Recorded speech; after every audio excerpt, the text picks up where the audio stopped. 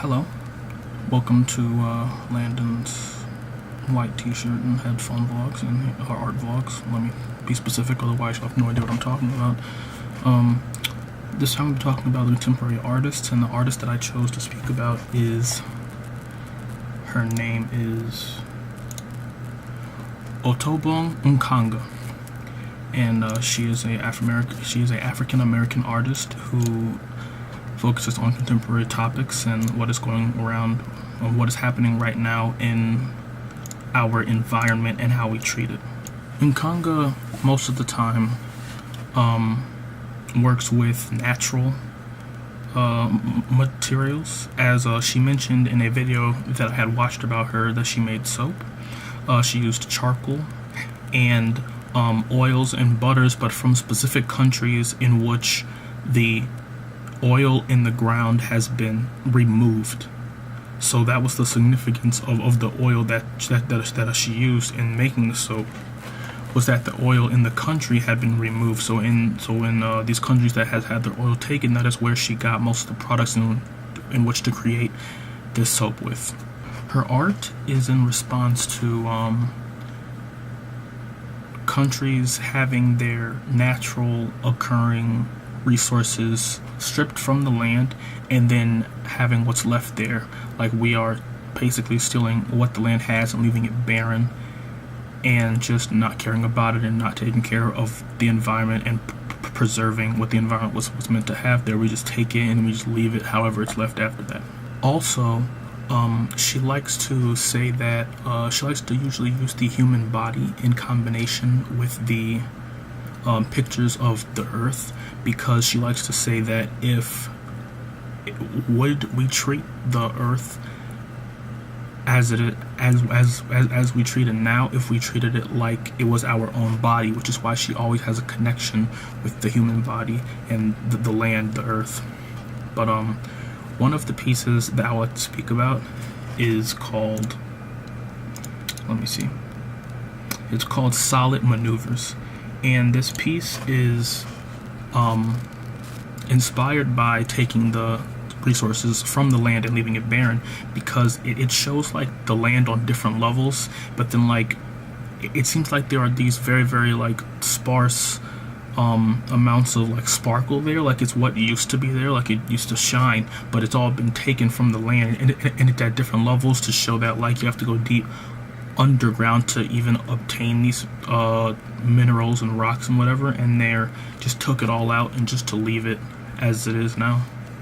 The last thing I'd like to touch about this piece is the spacing, and the spacing between the sparkles on the bottom and at the top, and it's to show that they dug down, or they went up to like high parts of mountains to find and take these minerals from the land, that it wasn't easy.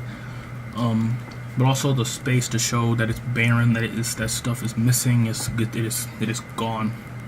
The next piece I would like to speak about that she has created is called Alterscapes, and in Alterscapes, it is of a silhouette, like an all black silhouette, holding what looks to be weapons, maybe knives of sorts, and it's made to look like that they are going to stab the landscape, the ground, and it seems like that they would do this in order to like take from the ground. Once again, with that same element, is that they want to take what the ground has, cut into the ground, and take the minerals out, take what they want from it when they need to leave the land as it is the message that she's trying to send. And she wants to show this because it is menacing. It is a black figure with weapons that looks like it is about to kill the earth, is what it looks like, and this is very violent, and it's to show, bring light to that them doing this is bad. It's not what they should be doing, and that this is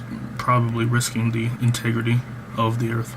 And the last piece of hers that I like to talk about is called Anamnesis, and it is one of her more recent created things. It is a wall that she has created that goes all the way around. It's probably like 5 yards on one side by 1 yard, so it's very long on one side. And what she did on this wall was that she took different natural occurring spices and things such as coffee, tea, tobacco, and cocoa and cocoa beans. And what she did with these is that she made the wall she made the wall, but then there's like a crack in the wall to probably represent the ground, and the cracks in the ground, and it looks kind of like dirt, but it's spices to show that even though it may just be dirt, it is significant. But you can actually smell the wall yourself. You can go up to it, and as you walk along it, you can smell the changes of these different things, and it is meant to what's the word? It's meant to be compared to, supposed to remind you of like a market that you would buy these things at. So it isn't just, for fun that you can smell it. There's reason behind it. For her pieces, the historical roots that she references to as inspiration is just the preservation of the earth. So any topic with environmental preservation is what she's pulling her inspiration from. Is just keeping the earth alive at the moment, and keeping it as strong as it can be until, and hopefully we never have to come to the point to where the earth is struggling to sustain itself. When you're looking at a piece by Nkanga, is you will see like body parts such as like legs and like torsos down, and like arms with sticks holding out land, like that they are connected to the land, to show you that they are one with the land, that we need to work together in order to preserve the land. And she's always shows it with human arms or bodies, because she wants you to understand that we are connected. This is not just another resource, that if it dies, we die, that if we prosper, and that if it lives, we live. Those are the type of things that she wants us to see in her art and take away. Nkanga's work has changed over time, because at the beginning she was only doing paintings, and she would start with that, and more recently she started to dip into using more physical aspects for her art, such as the cocoa beans and the leaves and such. And now that she has those, she was able to create that soap and create the wall and create all these different things. Instead of only using paint, now she's able to get multiple resources and multiple techniques to even further show her opinion and her message, and communicate her message to the people that are coming to see her art. There isn't much controversy about the pieces that she creates, because it's mostly a positive feel to them. Like, no one is out here saying, wow, I think the environment should definitely die, given she is anti-industrialism.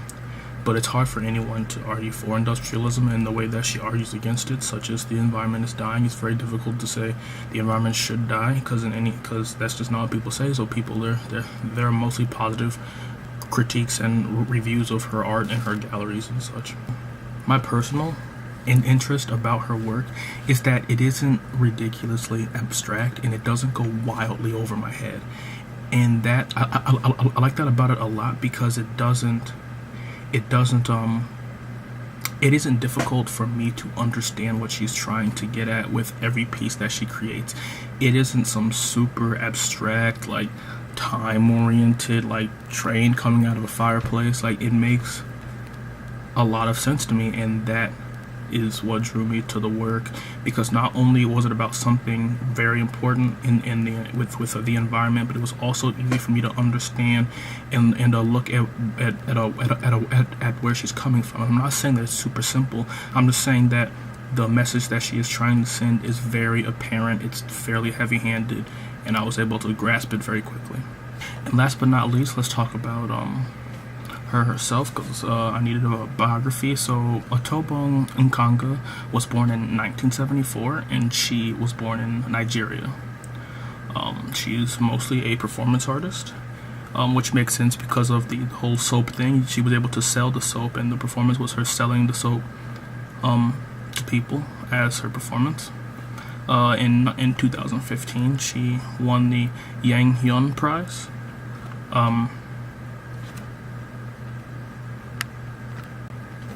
The Yang Young Prize is it is an award given for artistic achievement, and based on her connection to the environment, she won the award because of her purpose and what she was trying to do and the message that she was trying to send. So that should wrap up about how I enjoy Otobong Nkanga's work and how and the message that she was trying to send and everything. So thank you for watching, and until next time.